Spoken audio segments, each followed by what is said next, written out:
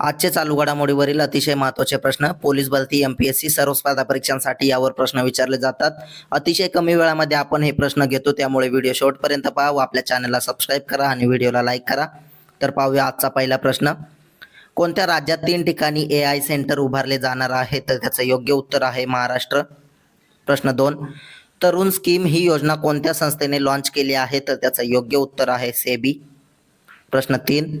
छत्रपती राज्य क्रीडा पुरस्कार 2023-24च्या एकूण किती पुरस्कारांची घोषणा केली आहे? तर त्याचं योग्य उत्तर आहे 89 पुरस्कार. प्रश्न 4. अनुसूचित जातींमध्ये आरक्षणाचे वर्गीकरण लागू करणारे भारतातील पहिले राज्य कोणते? तर त्याचं योग्य उत्तर आहे तेलंगणा. प्रश्न 5. कोणत्या ठिकाणी भारत उझबेकिस्तान संयुक्त लष्करी सराव डस्ट लीगची सुरुवात झाली? तर त्याचं योग्य उत्तर आहे महाराष्ट्र. प्रश्न 6. आंतरराष्ट्रीय स्मारके व जागा दिवस केव्हा साजरा करण्यात येत असतो? तर त्याचं योग्य उत्तर आहे 18 एप्रिल. प्रश्न 7. 23व्या विधी आयोगाच्या अध्यक्षपदी कोणाची निवड करण्यात आली? तर त्याचं योग्य उत्तर आहे न्यायमूर्ती दिनेश माहेश्वरी. प्रश्न 8. अग्निशमन आणि बचाव सेवांचे महासंचालक कोण आहेत? तर त्याचं योग्य उत्तर आहे सीमा अग्रवाल. प्रश्न 9.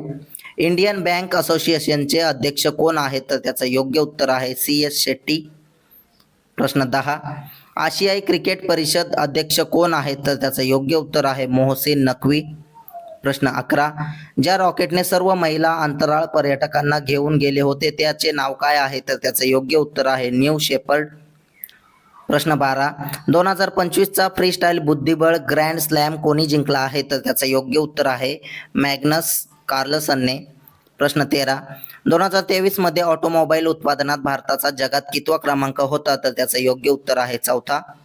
प्रश्न 14. दुसऱ्या फेरीच्या निवडणुकीमध्ये इक्वेडोरचे राष्ट्रपती म्हणून कोण पुन्हा निवडून आले आहेत? तर त्याचं योग्य उत्तर आहे डॅनियल नोबोआ. प्रश्न 15. नुकताच जागतिक आरोग्य दिन केव्हा साजरा करण्यात आला होता? तर त्याचं योग्य उत्तर आहे 7 एप्रिल.